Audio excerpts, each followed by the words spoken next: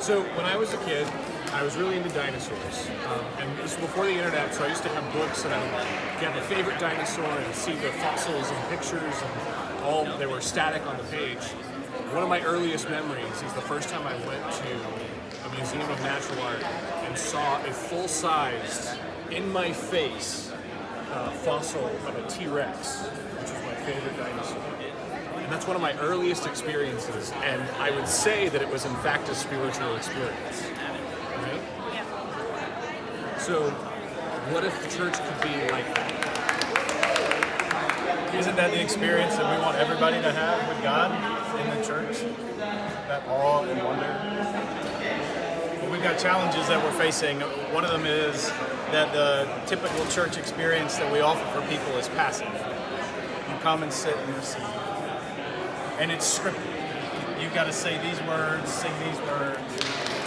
Another challenge we face is that it's not accessible. We tell people you've got to come to this place at this hour on this day, or if we're big enough, this hour or that hour, to come and participate in a worshipful experience. And so our idea is for a curated, immersive worship experience. Or if that's too much, museum church. If you can kind of dust off the idea of museum and think more interactive, more engaging. Because most modern museums are just that. They're not old and dusty. They're participatory, interactive. And so our curated, immersive worship experience could look something like this. It would be a facility, perhaps a repurposed church building, that would start with a garden where you enter, and then you move into an area where you can listen, see, read, smell, worshipful experiences. And then you can move from that to an area that's a little bit more quiet and meditative. Maybe something like a prayer labyrinth.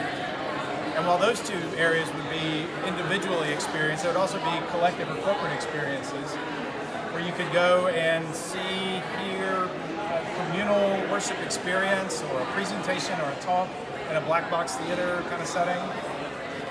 And then you could go from that to something that is more participatory communally as a worship experience where you contribute to making something, building something, creating something together with the other people who have been there.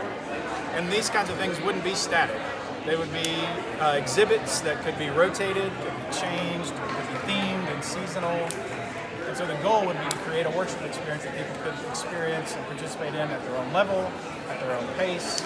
And it would be open to the public, and it would be at least open during business hours and on the weekends, maybe 24/7 if that's what the community calls for. And in that way, we could offer people something meaningful for them wherever they are. Worship at your own pace, on your schedule, at your time.